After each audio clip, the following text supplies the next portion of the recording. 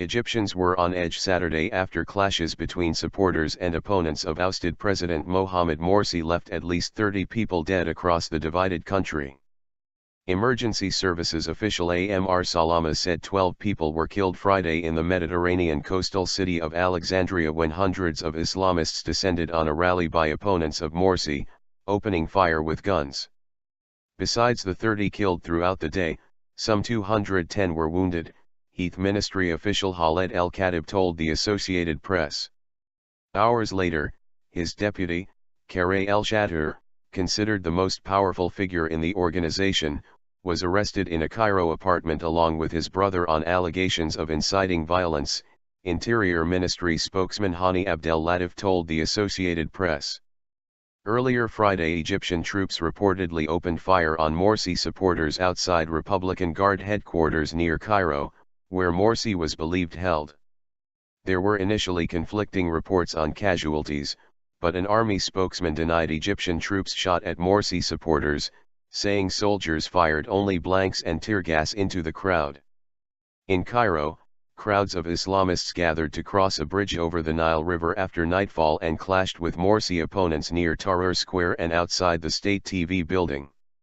TV images showed groups of youths running and fireworks going off near the bridge. One witness reported stone throwing and gunfire. Fighting between demonstrators and security forces also erupted in cities of southern Egypt, along the Suez Canal and in the Nile Delta as Morsi supporters marched on local government buildings.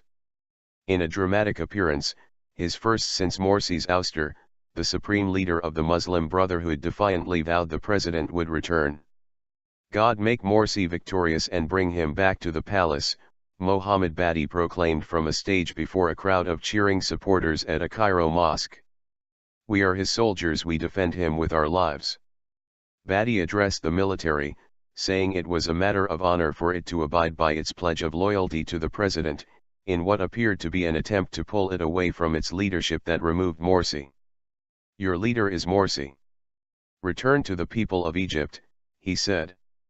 Your bullets are not to be fired on your sons and your own people. Security forces had taken Badi, the Brotherhood's general guide, into custody soon after the military ousted Morsi, who hails from the Brotherhood.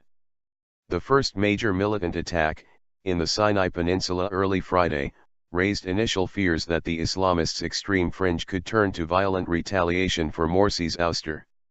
On the political front, Egypt's interim head of state, appointed after the army ousted Morsi, dissolved parliament by decree Friday, state television said, according to a Reuters report.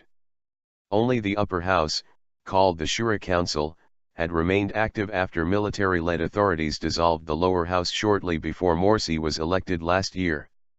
The Shura Council is normally a largely powerless body that does not legislate. But under Morsi's presidency, it took up lawmaking powers after the lower house was eliminated. The council was overwhelmingly dominated by Morsi's allies. The military forced Morsi out Wednesday after millions of Egyptians turned out in 4 days of protests demanding his removal and saying he had squandered his electoral mandate by putting power in the hands of his own Muslim Brotherhood and other, harder-line Islamists. In the 48 hours since, the military has moved against the Brotherhood senior leadership, putting Morsi under detention and arresting the group's supreme leader and a string of other figures.